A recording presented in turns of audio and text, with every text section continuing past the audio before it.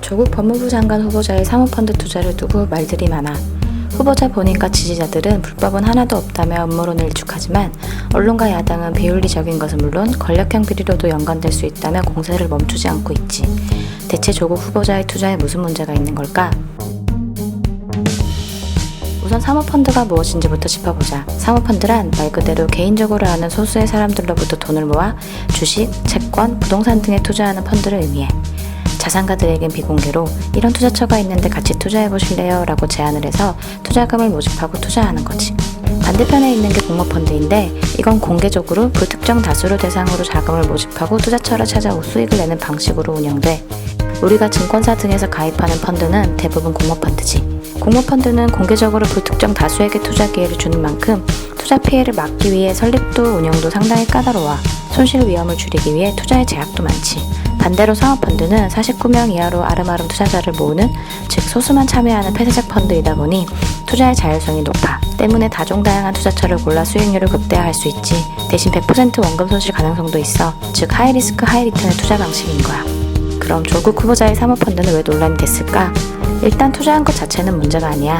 청렴한 지식인의 이미지가 짙어 돈벌이나 투자는 전혀 모를 것 같았던 후보자가 생각보다 위험한 투자를 했구나라는 지점에서 일부 사람들이 실망할 순 있어. 하지만 사모펀드 투자는 대다수 자산가들이 하고 있으니 이 부분만 가지고 비난할 순 없어. 다만 투자를 시작한 시점을 보면 조금 석연찮은 구석이 있지. 조 후보자는 청와대 민정수석으로 임명된 지 딱 2달 뒤인 2017년 7월 31일 투자를 시작했거든. 대통령 직속 비서관으로 온갖 고급 정보를 접할 수 있는 민정수석 재임 기간 동안 고위험 고수익 투자펀드에 가입했다는 게 아무래도 이해충돌이나 도덕적 문제가 있을 수 있다는 거야. 실제로 일부 고위공직자들의 경우 공무수행 중 사적 이익과 공적 이익이 충돌할 가능성을 막기 위해 직무 관련 주식을 보유하고 있다며 이를 매각하거나 백지신탁하도록 하고 있어. 물론 주식 등 직접 투자에만 적용되고 펀드 등 간접 투자는 괜찮다고 해. 하지만 오이밭에선 신발끈도 고쳐먹지 말랬다고 고위험 고수익을 목적으로 하는 사모펀드에 전재산의 20%나 베팅하는 일은 하지 않았으면 더 좋지 않았을까? 또 조 후보자는 사모펀드가 뭔지도 잘 모른다고 선을 긋고 있지만 가족의 기존 투자 포트폴리오를 봤을 때 이 하이리스크 하이리턴 투자가 더 수상해 보이기도 해. 2017년 8월 처음으로 공개된 조 후보자 가족의 재산을 살펴보면 삼성전자, OCI, 현대차, 동양, 대한제당 등 상장 주식, 그것도 우량주에만 8억 5천만 원 가량을 투자하고 있었어. 주식을 잘 알고 안정적인 투자를 했다는 평가가 전문가들 사이에서 나왔지. 하지만 조 후보자는 민정수석 자리에 오른 지 2개월 후인 7월 이 우량주들의 70% 가량을 매도한 후 사모펀드에 9억 5천만 원을 투자해. 안정적인 투자자가 갑작스럽게 하이리스크 하이리턴을 노리는 투자로 스타일을 확 바꾼 거야. 그리고 하필 투자처가 업계에서도 전혀 이름이 알려지지 않은 신생 운용사의 사모펀드라는 사실이 이 투자가 과연 정상적인가 하는 합리적 의심을 불러일으키는 거지. 이렇다 보니 조국 후보자의 가족이 사모펀드의 단순한 투자자가 아니라 실질적 운영에 개입한 것은 아니냐는 의혹까지 나왔어. 이 의혹이 사실로 확인된다면 민정수석으로서의 권력을 이용해 투자에 유리한 정보를 수집하고 수익을 꾀하는 이른바 권력형 비리로까지 사안이 확장돼 현재 검찰이 수사를 통해 밝혀내려고 하는 것도 바로 이 지점이야. 만약 이 사모펀드가 일부 언론과 야당의 의혹 제기처럼 조국 가족이 펀드 운영에도 개입한 사실상 조국 펀드라는 사실이 밝혀진다면 이건 명백한 자본시장법 위반으로 처벌까지 받을 수 있어. 조 후보자는 물론 자신들이 단순한 투자자일 뿐이며 투자 판단에는 전혀 개입하지 않았고 블라인드 펀드라서 투자처도 전혀 모른다고 강조하고 있어. 하지만 몇몇 정황들은 분명 해명이 필요해 보여. 실제로 펀드를 자세히 살펴보자. 조국 후보자 가족이 총 10억 5천만 원을 실투자하고 총 75억 상당을 투자 약정한 사모펀드 블루코어 밸류업 1호의 운용사는 코링크 프라이빗 에쿼티야. 조국 후보자는 이 펀드에 투자금을 댄 일종의 재무적 투자자인 셈이지. 현 자본시장법상 사모펀드에 돈을 투자한 LP는 펀드를 운영하는 GP의 결정에 관여하거나 지시할 수 없도록 돼 있어. 즉 LP가 GP의 펀드 운영에 개입하는 순간 불법이 되는 거지.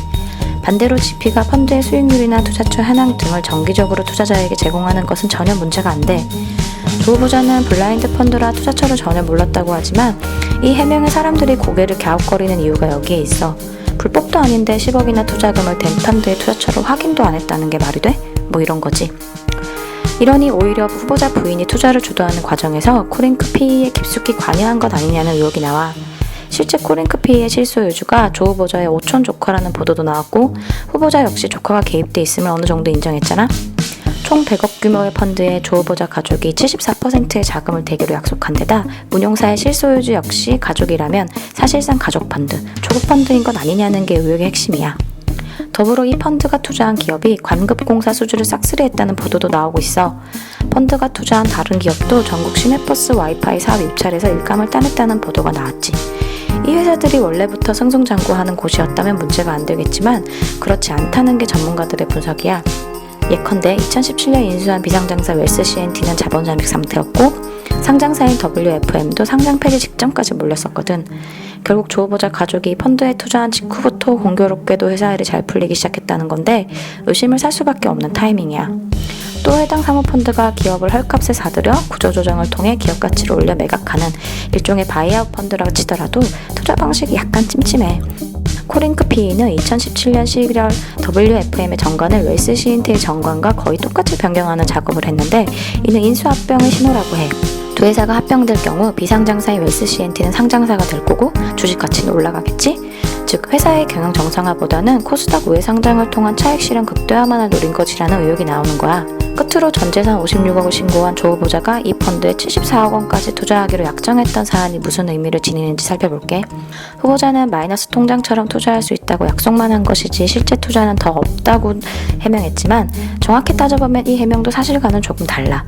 이런 약정을 캐피털콜이라고 하는데 추가적인 수요가 있을 경우 투자금을 집행하겠다는 약속을 말해. 즉 GP인 코링크 PE가 좋은 투자처를 발견했는데 자금이 부족하다고 할 경우 LP들은 원래 약정 금액 한도까지 투자를 할 의무가 있어. 어길 경우 위약금을 내야 해. 이러니 의혹이 생기는 거야. 후보자는 10억 5천만 원까지만 투자하기로 운용사랑 임의가 얘기됐다고 말하는데 코링크 PE는 분명 이 펀드를 100억 원짜리라고 신고했단 말이지. 투자를 더 하지 않을 것이라고 하면서 74억 원이나 투자 약정을 했다는 것은 이 펀드가 어떻게 운영될지 후보자 가족이 이미 알고 있었다는 의혹이 나오는 거야. 또 운용사가 다른 투자자들을 끌어들이기 위해 100억 중 74억을 조 후보자 가족이 약정했다고 선전했을 가능성도 의심돼.